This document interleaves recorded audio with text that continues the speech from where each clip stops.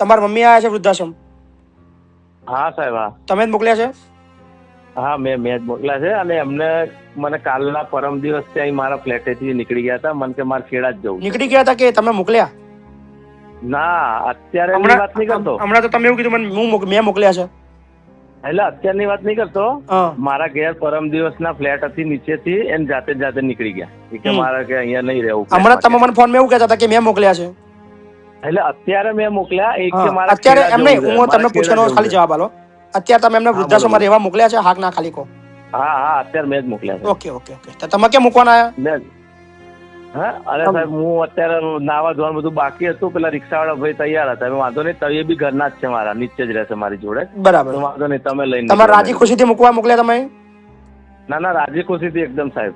Okay. અને અમે મળવા આવવાના જ છીએ. એક બે દિવસમાં અમે બી આવીશું જ મળવા. ના, મને મળવા ના આવશો મારા ભાઈ? ના આવશો મળવા. હા મારા ભાઈ.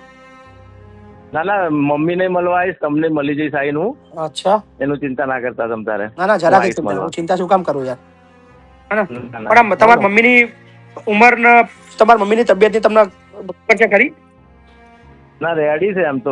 તબિયત તો કમ્પ્લીટ છે મમ્મીની. કમ્પ્લીટ છે એમ? હા. ઓકે. તો શું તમારે ના રાખવાનું કારણ શું છે? ના રાખવાનું મારું કોઈ કારણ નહીં. હું તો રાખતો જ તો નીચે, પણ એને ફ્લેટમાં નહીં ફાવતું. અચ્છા, મને એવું લાગે છે કે કહી વાળે બાંધી દીધી હોય ને એવું લાગે છે કે. અચ્છા, એટલે તમે કીધું કે વૃદ્ધાશ્રમ જતા રહો, હું મોકલી દઉં છું રિક્ષા. હા, એટલે મને એમ કે મારે ખેડા જવું છે.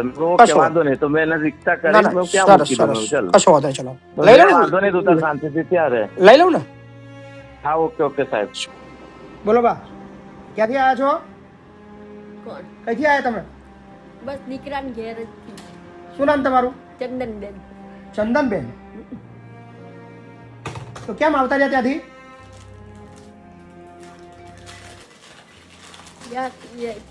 આ કહું છું ખરી, સ્વભાવ એકાબીજાના અનુકૂળ નહીં આવતા. બસ બીજું કઈ નથી. સ્વભાવ અનુકૂળ નહીં આવતા.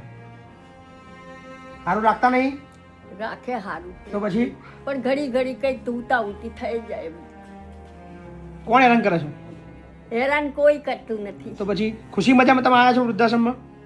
ખુશી મજામાં આમ તો કઈ બીજી તકલીફ નહીં ગઈ. પણ સાચું કહો, સાચું બોલો. શું કારણથી આવ્યા છો? પણ આ કહું છું ખરી, એક તો શરીરથી હારેલા આપણે, આ બીજી કોઈ તકલીફ નહીં ભાઈ. તમે ઈચ્છા હોય તો રાખવું, પણ તમે કારણ તો કેવું પડે ને બા. શું કારણથી આવ્યા છે કેવું તો પડે ને, કે તમે કેમ ઘર છોડ્યું તમારું, કે તમારે ઘેર રહેવું નહીં તમારે, કે કેવું નહીં? એવું કશું નથી. કેવું નહીં તમારે, હે ને? કંઈક છુપાવો છો તમે? મને બીજા માં રાખે છે. અચ્છા, પણ મને આમ અંદર નથી, જેલ ખાના જેવું લાગે થોડું. બીજા માટે રાખે છે? નીચે ઘર છે? નીચે ઘર છે. એ કોણ રહે છે એમાં? એમાં હું અત્યારે એના માલ સામાન પડ્યો છે કાપડનો, અને મને અહીંયા દેખરેખ માટે રાખેલી છે. હું નીચે રહું છું, એ ઉપર રહે. ઓકે, તમારા સામાનનો દેખરેખ રાખવા માટે રાખ્યા છે. અને અંદર સામાન ભર્યો છે બધો?